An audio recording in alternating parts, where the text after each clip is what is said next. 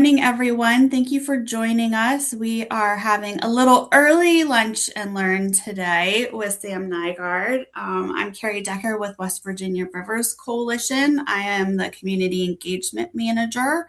I also have the honor of partnering with the DEP and Friends of Cheat to run the West Virginia Watershed Network. This is a workshop as part of that collaborative, but we welcome anyone, no matter what the organization is. And if you have questions, please feel free to put them in the chat. And I'm going to turn it over to our fantastic presenter today, Sam Nygaard. Yay! Thank you so much, Carrie. And thank you all so much for being here on this rainy day, at least here in Charleston, tuning in. So I guess the weather does not impact us on Zoom. Okay, we're lucky. But I'll be sharing my screen here in a second. But honestly, the chat is live. So like if you have things you want to say that pop into your head, feel free to put them in the chat. And also thank you so much for all introducing yourselves in the chat with where you are from and your organization that you're with. So thank you for being here. But without further ado, I will share my screen. All right, can everyone see it all right? Great. Yay. Okay, perfect. So, yeah, I'll be talking to you all about the tips and tricks that I have for event planning and best practices. And you're like, okay, Sam, why are you qualified for that? What's that about? This is a little bit about me. So my day job is I serve as the Appalachian Senior Program Manager for the National Parks Conservation Association, which if you're not familiar with 𝘊PCA, we are the advocacy organization for our national parks. So I help make sure that parks, especially here in the heart of Appalachia, here in West Virginia, have a voice not only in our local communities, but also on Capitol Hill. So that looks like a lot of different things from organizing community events, service projects, and collaborations with the national parks. Both I work really closely with New River Gorge and also Harper's Ferry. And then I can't get enough of event planning. So I have another role in my local community here in Charleston, West Virginia, with my neighborhood association. So I work with the West Side Neighborhood Association to plan community cleanups. So I really love picking up trash that I like don't even just do it on the rivers here in West Virginia, but I also do it here on the streets of Charleston. So it's really fun to get to know my community street by street, block by block, and get to know my neighbors on that level as we help make our neighborhood more beautiful. I also am really passionate about education. So I serve as a fellow for Teach for America Appalachia and still so passionate about the environment. So I'm on the city of Charleston's green team. And I also serve on another mayor appointed little commission, the Public Art Commission, because I also believe that art should be accessible to our communities. I volunteer with the Junior League of Charleston and plan events through them. And then also I organize community cycling events, which are bike rides and bike tours that are free and accessible to get people active and moving. And that really started with my love of public art and showcasing the different murals and sculptures in Charleston. So those are just like examples of like, I really like planning events in all different shapes, forms, whatever it looks like, from just meetings to really large scale conferences and events. So I have a lot of experience with that. So I think I know how to do this, but I'm also here to learn from you all as well. So I'll be asking some questions. And yeah, you might see my dog make an appearance, Georgia, as you see. That's who's my roommate, Georgia. So she's sitting here right next to me, but she might pop up throughout the presentation. So if you see me down here, it's to pet Georgia. So something that I am curious about for this group, and you can put in the chat, but I'd love to know what events are you all planning? So if there are, are we looking at cleanups? Are you doing fundraisers? What types of events are you planning? If you want to put them in the chat, um, feel free to do that so we can see that stream through. But if you need some ideas, I'm gonna put it. Okay, stream monitoring workshops. Okay, love that. Thank you, Jessica. Ooh, community educational meetings. Thank you, Carrie. I love a plant. But that's okay. Ooh, a 10-year anniversary. Anniversary and celebrations are really great, especially in the fundraiser context. Great, great one, Bailey. Yay. Okay, those are great examples. Thank you all. So here's some examples of yes, okay, networking events, mixers, fundraisers. Yes, now our juices are flowing. Okay, thank you. So you can keep putting them in the chat, but I'll go over some events that you typically plan, especially in the context of watershed and like volunteer groups. So you have like your volunteer service types of events. So you have your cleanups. Maybe you're planting trees. Maybe you're doing a rain barrel. Wait, no, that's in the education thing, but like tree plantings, or water quality monitoring, where you really want people to have boots in the ground, hands with gloves, like really doing the work. So those types of service projects, or maybe you're planning education types of events. So those are your workshops. If you're having a rain barrel workshop, maybe you have a guest speaker or a scientist coming to share more detailed technical knowledge with your group, or larger audience. Maybe you're just sharing skills, or you have a seminar, some sort of clinic where people are like not only practicing something, but also learning something as they go. So that could be something. Oh yeah, a paddle camp is a good example of like kind of combining everything from education and outreach. Um, Outreach events, whether it's a membership drive, maybe a fundraiser benefit like Mary mentioned, or even just tabling fairs and festivals. You don't want to sleep on those of just like it's not just like you just set up a table. That is an event, even if you're not the one who's specifically planning it. By participating and being present at the event, that still counts as an event that you're doing. So thank you all so much for sharing. And that also helps frame us. So, in the context of these events, you can put these in the chat. If we want to have a conversation, you're free to like go off mute if you want. But why are we planning these events? Have you thought about the why or the purpose driven, to make sure that why are people coming together? Like maybe in the example of like the tug of war tire pull, of course, like the goal is, getting our river cleaner, and like getting the tires out of there. But, like what else are maybe there? Is it the community event? Is it like that community pride, that comes from it? Um, and that why, by having like a clear and specific purpose, also helps make it clear for people on why they should come. So just putting that in there. Um, so why? When we volunteer in that context, something to keep in mind is that sometimes, it's quality over quantity. Sometimes a small, intimate gathering, of the right people who like truly wanted to be there is more impactful than a crowded one. And that can be in any context, like whether it's volunteer, education, outreach, like any events. I've had service projects. My first iteration of like, I work with the national park on a garlic mustard pole, which is an invasive species, that grows in New River Gorge. And I bring students to help pull this garlic mustard. And my first one, wasn't a student focused event, and it was, more, just like, hey, anyone can come and volunteer on this Friday. I picked a Friday, what? To like come and pick garlic mustard. And I thought I would get a lot of people who would just like want to volunteer.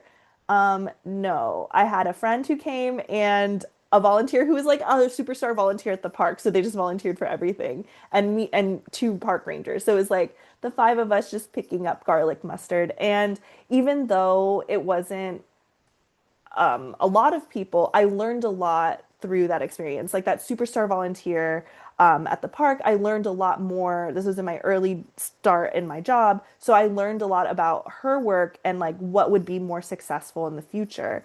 And then also just like the nature of volunteering in the park, like how people typically do it. And this was like not, this was pretty unusual. And for her, she was a transplant to the community. She's like, no, this makes sense to me. But like for the community that lived near the park, that wasn't the best fit for the nature of that. So even in the context of sometimes you have small numbers in attendance, that doesn't mean the event is unsuccessful. That just means, there's opportunities to grow and learn and just ask questions and be curious about how you can, make the event, even better the next time.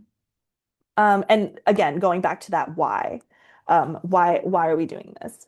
And that's how I learned how to improve it. The goal was to get garlic mustard to be pulled from sections of the trail that were highly populated with this invasive species.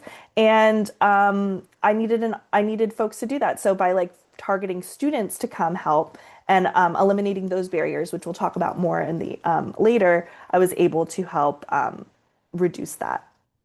Like reduce that uh, barrier of like attendance because I had a captive audience. I had students who were ready and willing to go. Education.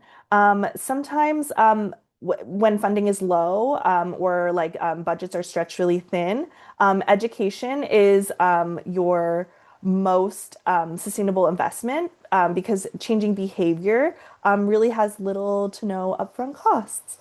So when you're educating, especially young people, like having that focus, that really helps support our planning efforts for the future because maybe that can inspire them to help plan the next event.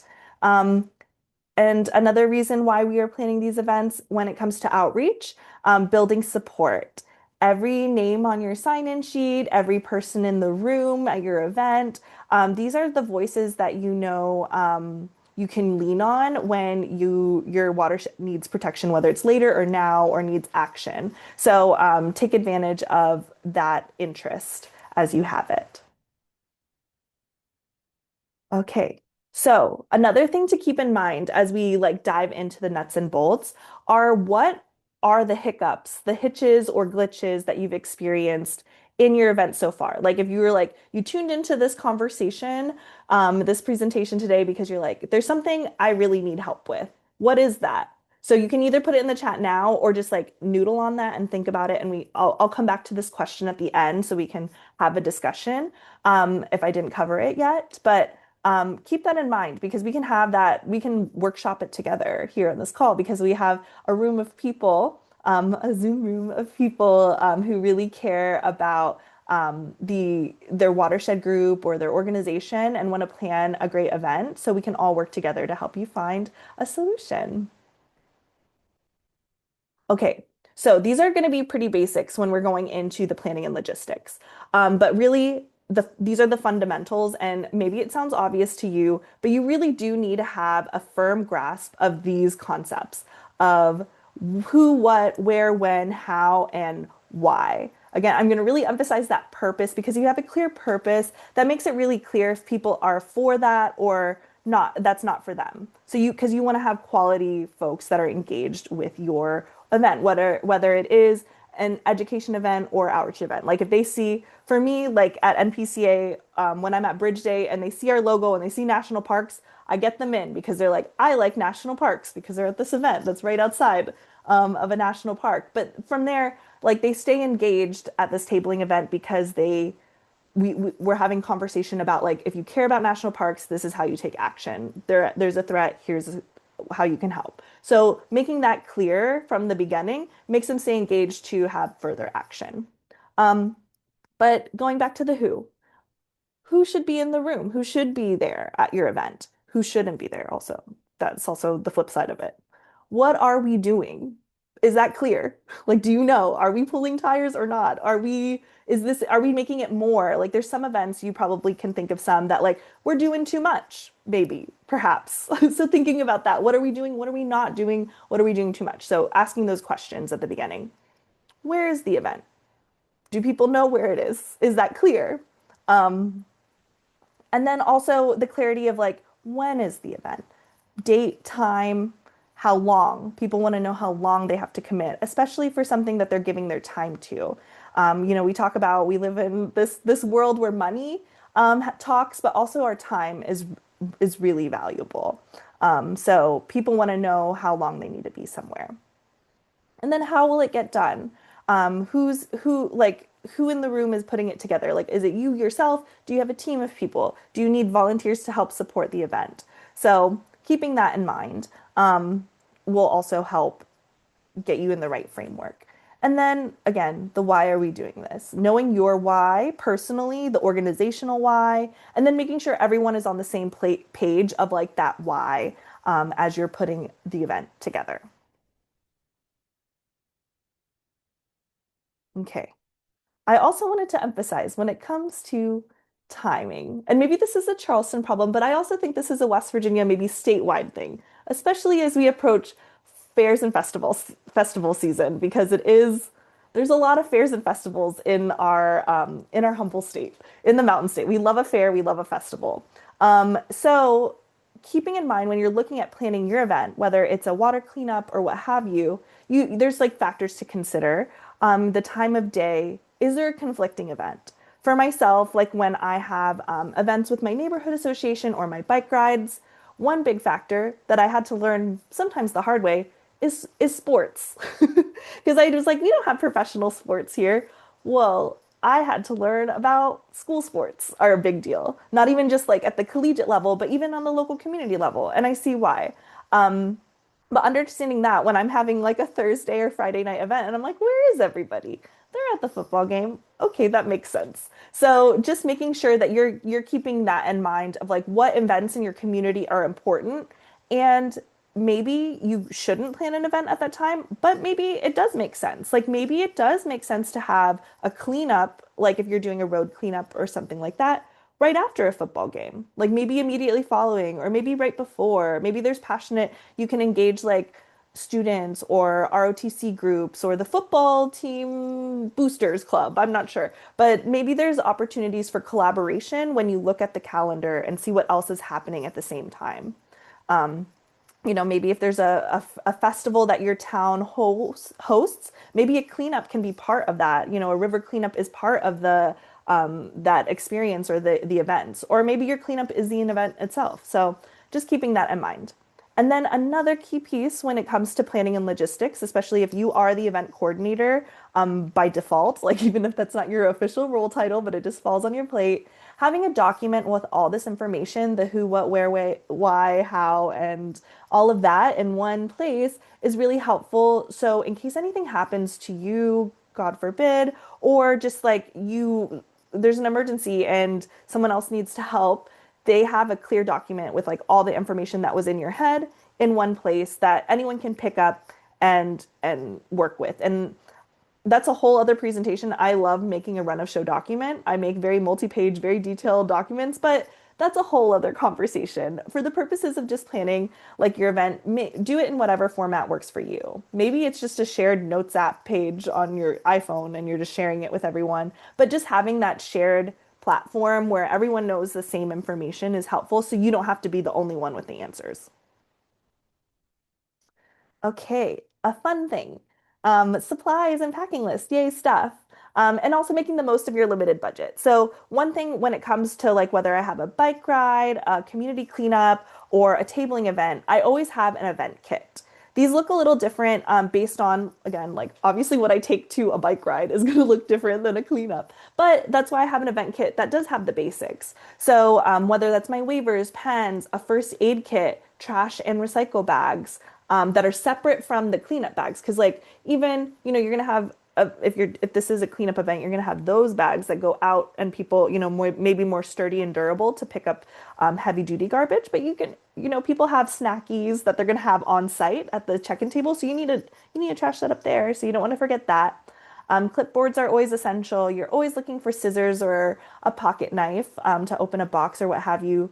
Duct tape is a must. Paper towels, wipes. Maybe you even need rope. Who knows? But you know the types of events that you plan. So making sure you have the essentials always packed. You can have it in a box. I have some of them. Usually I use like a canvas bag, like a go bag situation, a duffel, in my backpack or for my bike rides, it's in a pouch, like so it's really easily accessible. So make sure it works best for you. And then also if you're planning this with your group, that everyone knows where it is so they can get that stuff too. So if they're like, I need a scissor, like they know that the scissors live in the go bag. So making sure you understand and ask those questions beforehand, like what could I possibly need and have that. And you can add and subtract as you plan different style events. Um, then also, of course, I was like, you guys know what to have at your cleanup, so we can talk about that if there's anything. But like making sure you have your event specific items ready to go too. So what you have for a cleanup is going to look a lot different than what you have at a fundraiser, but just making sure you have that checklist. Again, that document is really important because maybe it's in your head, but also making sure other people know what's there. And when you're making these event specific item lists, you have key roles and who's responsible for those items. And one note, I don't know if you ever, especially for fundraisers or large scale conferences that might be set up at different locations, like making sure you know also the pickup plan, like if those are rental items, making sure you know when that pickup and delivery will be as well, and other people are familiar with that schedule. And then you gotta have snacks and food, you never know. So whether you're having like a watercraft thing for people to refill their reusable water bottles, or you're having bottled water, making sure that's accessible, and then also making sure you're being cognizant of allergies and dietary preferences. I always try to just always by baseline have my snacks be like all nut free, and then at least half of them are gluten free, like because popcorn gluten free, like the simple things, just because you just never know what people might have. So if I'm like everyone can eat popcorn kind of thing, like it could at least be that. So just making sure you have options that can be friendly for a wide array of audiences. And then also keep in mind your shelf life, and if you're having like food catered, or like sandwiches or lunch, like what are you going to do with the leftovers? Maybe you're donating them to a local organization, but having a plan for that is really helpful so you don't have to just waste food at the end.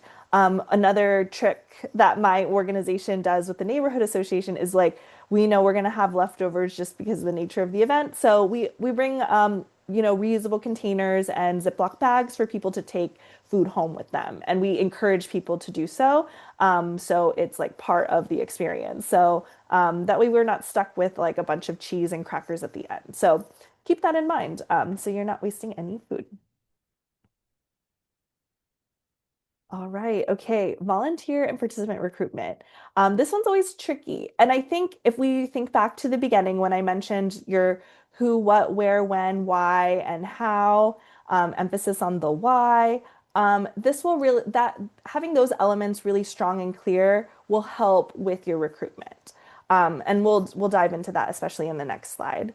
But when it comes to online and social media, making sure that your information is consistent and that you're promoting it on your website and social media platforms in advance.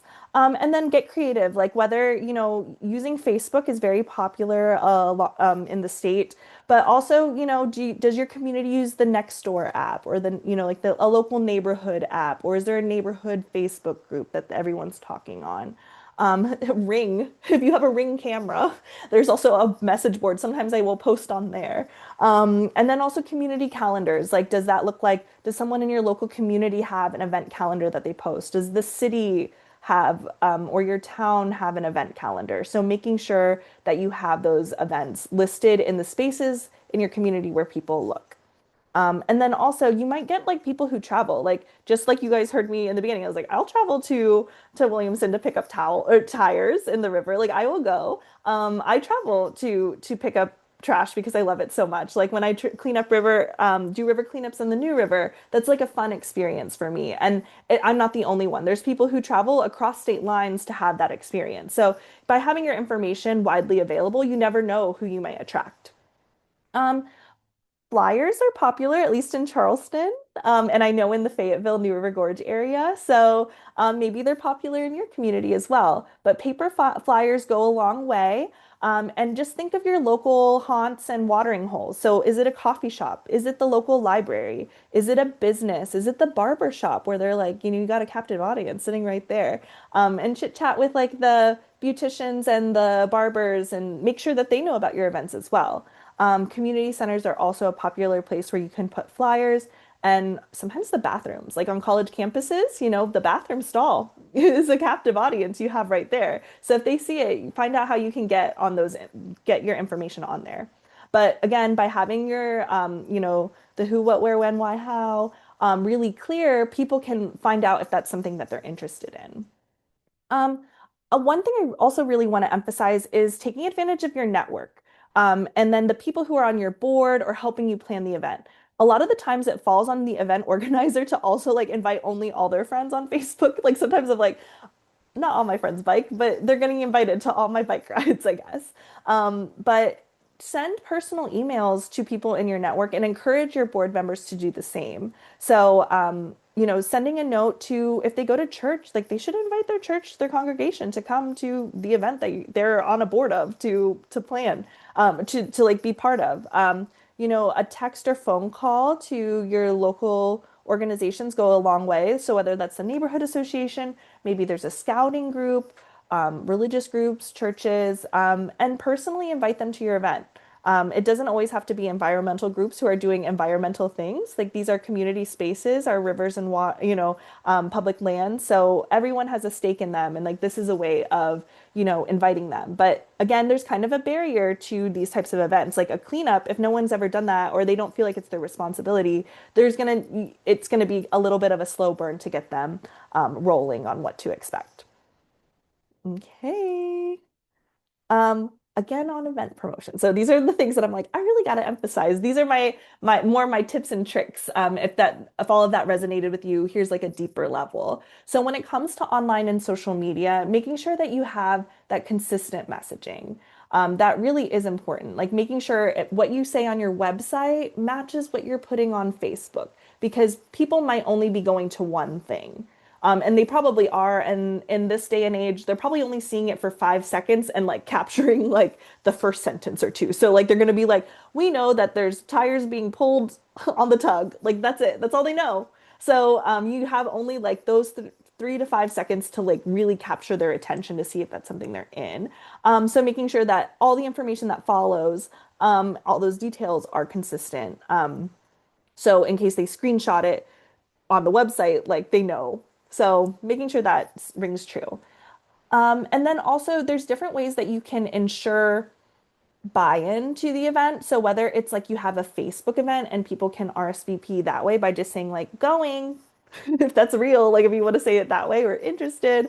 Or I've seen it a deeper level, whether it's a Google form or SurveyMonkey, whatever your platform you use to capture data, with an RSVP form. That is also a helpful way that you can capture emails. But again, sometimes with an RSVP form, that is another barrier for folks. And a lot of the times people don't do it. So be prepared for on-site registration. So just keep that in mind. You're still never going to know. And especially I've seen in my experience planning events post 2020, people are deciding more last minute than ever, year by year, is in my just like experience. So I won't know how many people, like for instance, I'll have it a bike ride until I'm there and I see how many people are there on my bike rides. So, and then emphasizing this again, encouraging members of your organization to share with their network. So whether it's a Facebook event, make sure they invite 20 people to the event, or maybe they're making 20 phone calls, or they're making sure that they send it to 20 emails, like however they distribute information, making sure that you as the event planner are not the only one who's responsible for getting the word out. News and media, you can write a press release to invite media to the event. And again, that's where all those details I mentioned, the who, what, where, when, why, and why should people care? That's what they want to know. And especially stories like cleanups, those are the stories that they're looking for. This is like positive, making a positive difference in the community. So they want to hear that. And if you don't have time, I mean, there's resources available to help write a press release or a media alert, but also just a phone call to your local news station can help too. So making sure they know that it's going on. And you can just be friendly, like, hey, just FYI, I want to make sure you guys know about this. So keeping that in mind. And again, the biggest thing to get people to your event is they usually don't know what's happening or that it's going on. And sometimes people just don't know what to expect. It could be intimidating to go to a cleanup or to go to something they've never gone to before. So if you're trying to attract a new audience, try to think of questions that they would ask. Or these are common ones that I've gotten a lot, especially when I do outdoor events. But like people always ask like, is your event canceled when they see like rain in the forecast? So making sure that you're clear that event will happen rain or shine unless severe weather is indicated or something. So keep that, or like dress to the weather. Like I try to put that away, like because people will ask, what should I wear? Do I need to bring anything? Um, I used the wrong where. Apologies. Where should people park? Is this a family-friendly or pet-friendly event? Like those are things that you should kind of just have those details ready um, and post it. Like I put them all on my event page, even though people won't look. At least I know they're there. And the ones who do look, like if someone's more anxious or there's like more of a barrier, they appreciate those details and they've told me so. They're like, thank you for putting all that information on there so I know what I need to do when I come to your event. So keep that in mind. Also, special considerations. I wanted to make sure I had a point for accessibility. Again, this is just making sure you're eliminating as many barriers. There's folks with all abilities and needs that might come to your event. So making sure people know what to expect. So if you're doing a cleanup, like tell them how many miles you expect them to cover. Or what are the conditions? Like, is it muddy? Is it going to be rough terrain? Those types of things and making sure you have proper accommodations like seating. Are there restrooms accessible for folks? Is there visual, like audio visual information for maybe someone who might be hearing impaired or visually impaired, making sure you have alternatives or just like things that can help make it easier for someone. Overall, the goal is to reduce barriers. And that way it's more accessible. Also, we always talk about attracting young people, but we never really think maybe about what young people might need to come to the event. So, are there activities that would be interesting to them? Or how can you make a river cleanup exciting or like whatever your event attractive to a younger audience? So, maybe it is like some things with our river cleanup, like we always find haunted dolls or something like that. So, it's like maybe we should lean into that. So, like, if you want to go ghost hunting, you might need to come to a river cleanup and you never know what you might find. Um, Also, advertising that's volunteer hours might be helpful if people are in need of those. And then just consider like meet folks where they're at. Like think back to like when you were if you had a kid and they need volunteer hours, or if you were a kid and you needed volunteers hours, like what did you need? Or like when you were doing service, what was an interest to you? And make those considerations when you're planning your event. Also diverse audiences. And this isn't just like racial or ethnically diverse, like all types of diversity, but just like what if you're not attracting a certain audience, but you think they would enjoy or like benefit from this event, like what's missing? So asking those questions, and maybe you don't have to have all the answers.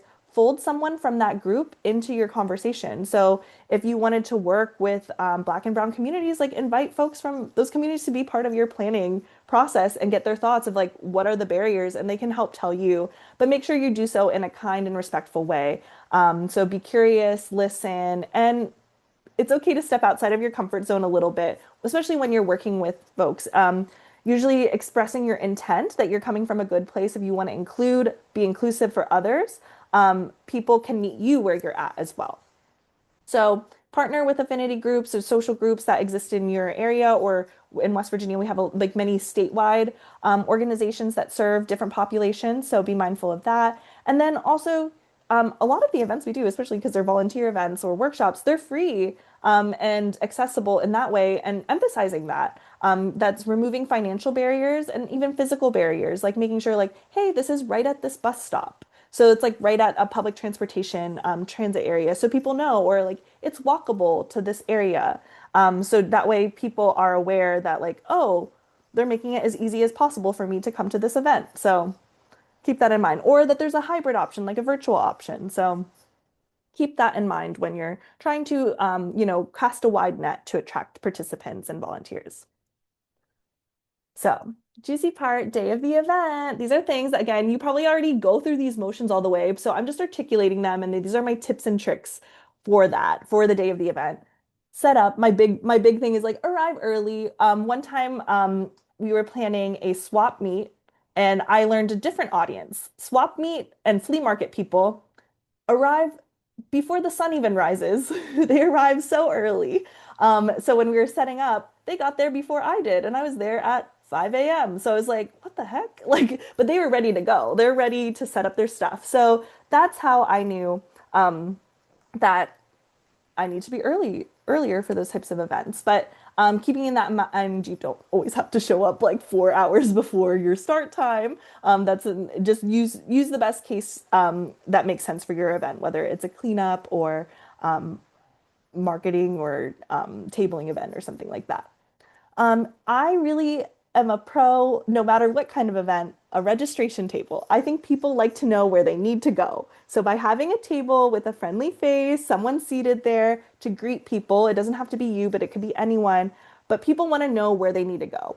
I've had people like even on a bike ride, like even, obviously I'm not going to bring a table to a bike ride, but if I'm not there to greet people right away, sometimes people will turn around because they think nothing is happening there. So like by making sure that like there's a clear indication where people should start, that is helpful for a participant perspective. They like to be greeted. So making sure you have a friendly face at the table, a sign-in sheet, your waivers, whatever you need, and also the overview of event. Just like how when we started this Zoom meeting, we're like, hey, we're gonna start 5 minutes later. Just so you guys know, like just so people know at your event that we're not going to start right away, or like, hey, make yourself comfortable while we get everyone registered. So those types of things. And then have your supplies set up too. But again, that's my second tip, big tip is like say hello and greet people at your event. Even passerbys. They're always like, what's going on here? Tell them because sometimes that's happened to me where they see us and they stop and they end up volunteering. They're like, we don't have anything to do for the next hour. Let's pick up trash around Summersville too. So you just never know. Um, and then I'm also a big proponent of a welcome chat.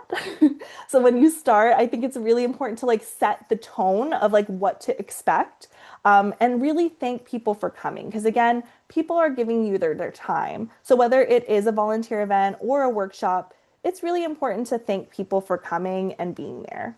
Um, Review safety protocols if that is relevant to the event that you're planning. Have phone numbers if people are going to be leaving the main area and coming back, they know who to call, and for safety and emergency numbers. And then also have clear instructions for what people can expect. Because, and again, you got to kind of make it quick and fun, but just so people know what they're going to be doing and when they should come back if they're leaving. This is also a really important time because you might forget this might be your only photo you take all day. Take a group photo at the beginning while everyone is gathered in one place. So take that group photo. And then also in this like safety talk and welcome talk, make sure you give this is the opportunity where you showcase like water and snacks are available. Like people know the things that you spent money on, like that they know it's there for them because it's what you have. So the questions that you're going to anticipate, like restrooms, if it's a cleanup, people always ask like, what do I do with my bags? You got to tell them those things now. And they might ask them again later, but this is a good time to say them. Um, while the after the event has kicked off, like check in on your volunteers, check in on your participants if it's a workshop. Like this is the time you can take action shots and photos. Like you as the planner, while you don't get to participate in the event as much, in the same way that the participants do, like that's the whole point though, is like you want to capture and make sure that they're having a great experience. So take action shots, make sure that people are doing all right. If you notice, to scan the room, if you notice someone is like maybe struggling or they look like they're, distressed, check on them, see what's happening. Maybe if they don't even look distressed, sometimes I've seen people who like, uh-oh, they need sunblock. Like I can just, they're turning red. Like I come over and I'm like, here's sunblock. Just making sure people know that it's accessible to them. Ooh, another fun thing, maybe this maybe relatable, maybe not, but one thing that we have in our event kit, especially for the community cleanups, is a spray deodorant. We get a little sweaty. You just never know. So have a spray deodorant, accessible for anyone and hygienic to share. Um, and then this is an opportunity when you check in on volunteers, you can refresh their supplies if they need more bags, if they need a water, encourage people to take breaks because again, they're not getting paid. So you want to make sure they have a good time and they don't work themselves too hard. And then ask questions and gather data. Like this is a good time when you're chatting with your volunteers of asking them if they've did they travel from somewhere? Like, are they new in town? Are they trying to make friends? Because those are the community pieces that you can use to connect the dots with other people who are there. Um, This is also while the event is happening, is obviously when you want media to go around and taking pictures too of them doing the stuff that you want them to be, like this is that, these are the action shots. So this is a good time for interviews. This is a good time for them to get B-roll and that type of stuff. Um, and then also, this is where you can have someone run and get the food too. Obviously, well, everyone's getting it, so it's there. So if you're providing lunch, this is the time to have it. And then even if you have a cleanup, there's always a cleanup for the event itself. So making sure that you take the time to thank your volunteers, make sure you have help to clean up after the event, so you're not doing it by yourself, putting away a 10 by 10 tent or like dragging a wagon all by yourself through the mud. You want to make sure you have folks helping you, whether that's your other board members or team members to do that. And again, emphasizing the thanks. And coordinating pickup again, like those tables, those pesky tables, if you're renting them or borrowing from somewhere, make sure they go where they need to go. And then even after the event has occurred, these are just really good things. Again, a lot of you all probably do them, but like quantify that impact. People love numbers. So how many bags were collected? How many volunteers attended the event? How much money was raised? Or if you don't want to disclose that information, like what percentage of the goal was raised or how much more do you need? And like tie that into a thank you. So say your thanks on social media tied to these numbers. Make sure you send an email or thank you note to your volunteers soon after the event. And then also have public recognition to key partners. Like if you had a church group that came, thank that church group. Like, thank you for coming and bringing your congregation to pick up trash. Like, that's pretty cool that they did that. Or like, wow, this book club. Or maybe something, maybe people made friends at your cleanup or event. Like, that's a story that you can share on social media. So keep track of that. That's why when you did your rounds, when you're checking in on your volunteers, that's how you could get those stories for later. And then maybe when you're capturing that content from that, you have enough information to like, or video content to make a reel or Instagram story with that information. So try sharing that. Try creating one of those. And then it's also important to debrief. So whether it's your other event planners that helped you, or board members or team members or key volunteers that always go to all your events, like ask them what went well, what didn't, and what they would do differently the next time. Be honest with them so you have that feedback. And then also make sure you get all those photos and post them because then what's the point of taking them? So make sure you do that. And then make sure you do this really quickly after the event. I've known some people like they do it, a slow period if they're tabling, especially at tabling events, at the end it always gets slow. That's where I write down the ideas because I'm like, that's when they're the freshest. So document them while they're fresh. That way they don't go away or you don't remember the next time you're at an event and you're like, oh no, we didn't do this. So keep that in mind. But okay, so this is the part of the conversation where I've talked a lot about telling you my tips and tricks. So we can go back to those hitches or glitches, and we can talk about it. So it can be in the chat, or you can go off mute. Again, I'm really done just like sharing this. So that's my contact information. I'll put it in the chat as well, so you have it, and I'm sure there'll be follow up. But the rest of this is, I imagine, just a conversation. So I'll stop sharing my screen and we can chat. But I thank you all so much for listening to me share my experience with when it comes to planning events. And I'm really excited to have this conversation about what works and what doesn't work at your events, so we can work together on making them better.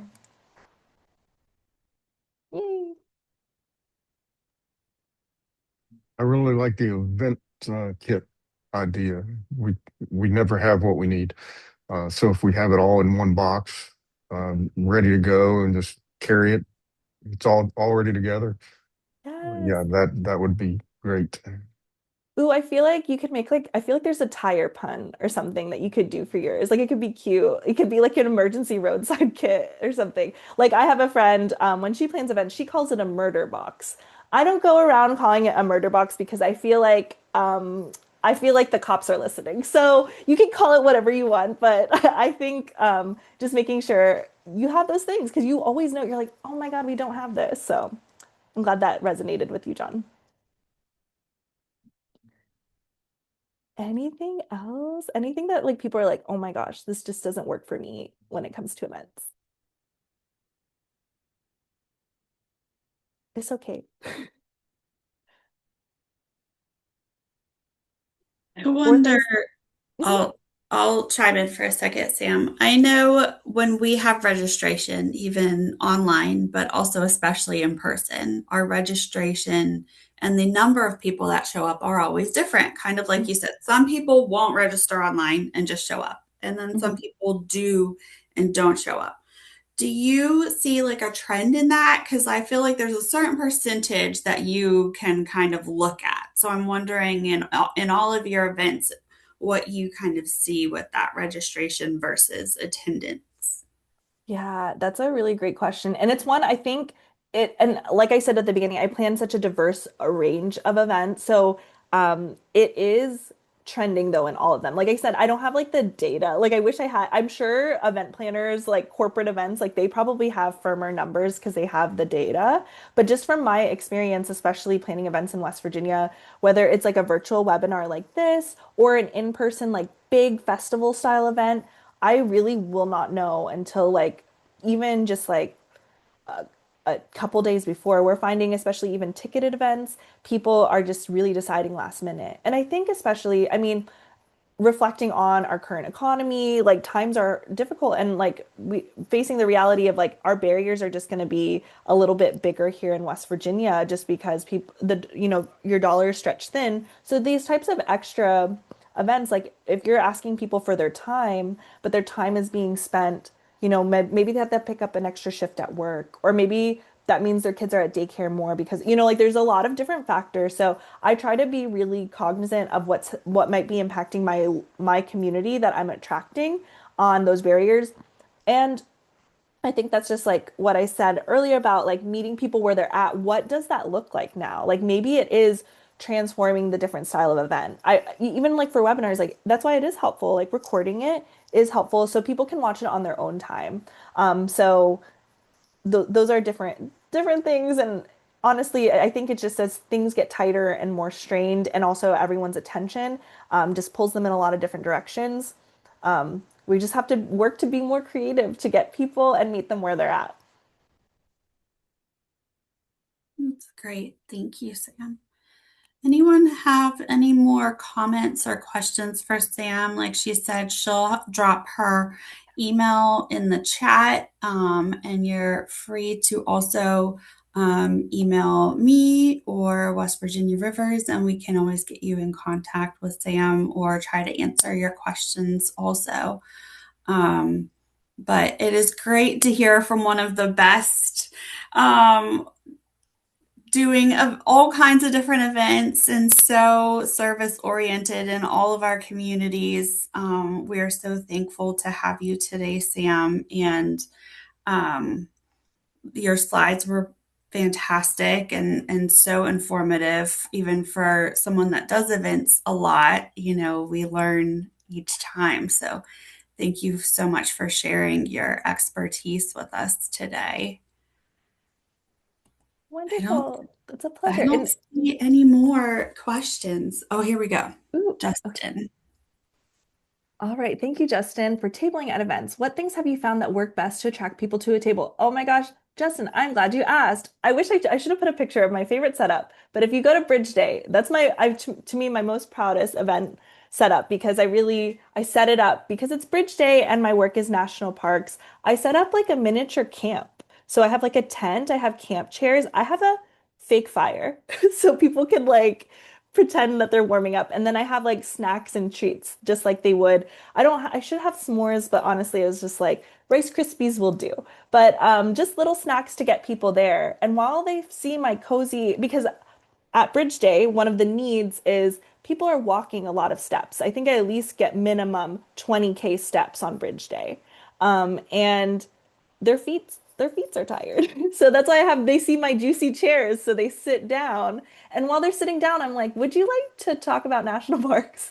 And so I have a captive audience there, and I can encourage them to write an advocacy postcard and write a postcard to their member of Congress. And people do because they're like, yeah, you got me there. Like I'm not doing anything else.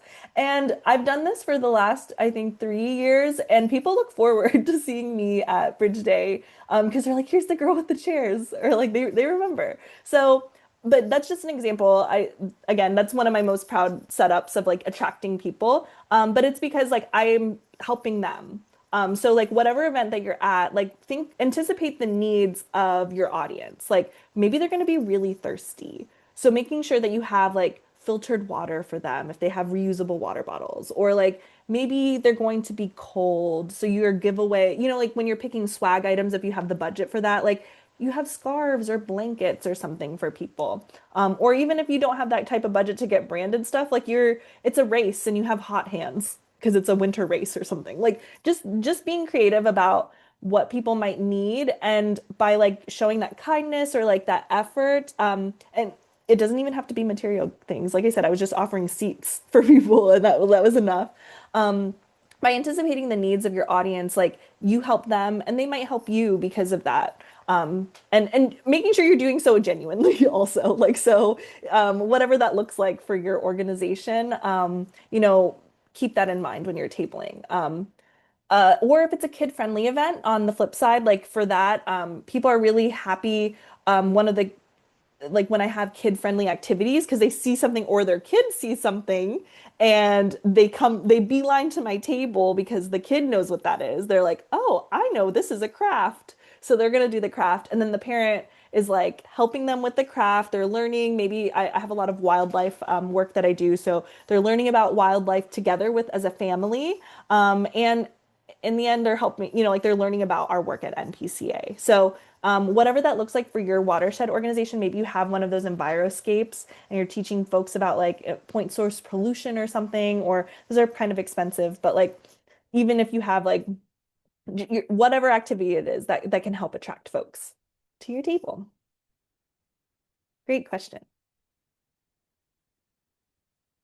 Yay. Clearly I can like nerd out and talk about this all the time. So I have yes. to find a picture now of this, Sam. I'm really excited to I see know. this. I know. I like need to post it next time. Like more, find me on Bridge Day. Right?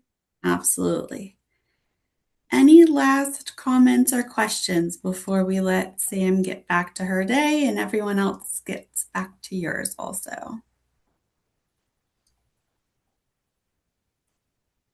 Alrighty. Oh, Oh, Garrett. yeah. Yeah, sorry. I do have a question.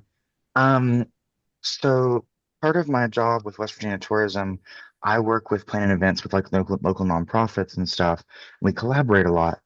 Um, Knowing your audience. So that's a question I was gonna say, like yesterday I just did an event with like 45 climbers from like Hmm. around the country that came in, and it was Hmm. wonderful. But any advice for knowing your audience, how to tailor to an audience when it comes to events? Yes, thank you, Garrett. Also, congratulations on your job. Yay. Okay, excited for you. But so especially when it comes to like those hyper specific audiences, just do your homework, I think is the biggest thing, is like really Okay. immerse yourself. Even especially we live in an age of social media, so it is helpful. Like I will look up if I'm trying to target like the whitewater rafting community that's so hyper Mhm. specific. So like really just doing a Google deep dive on that audience, and then also asking questions on from that community. So like when I do events on the water and I'm with raft guides, like I just like I'd be curious. So I ask them some questions, and then people love talking about themselves. So Mhm. ask them, and you will receive, because they like telling a story, especially I'm sure the climbing community is very similar to the rafting community. But like whatever it is, the community, people know themselves. So they want to share that with you. So I encourage you to just be curious on your own research, and that can help inform your questions as you get to know people in that community. Okay, perfect. No, that was answered. Okay, thank you. Yes, and you're already on the right track because you're being curious right now. So good job. Sounds good. Thanks, Sam. Great. Well, thank you everyone for joining us today. We appreciate your time and thank you again, Sam, for all of your experience and expertise. We appreciate you too. Yay. Thank you all. Bye.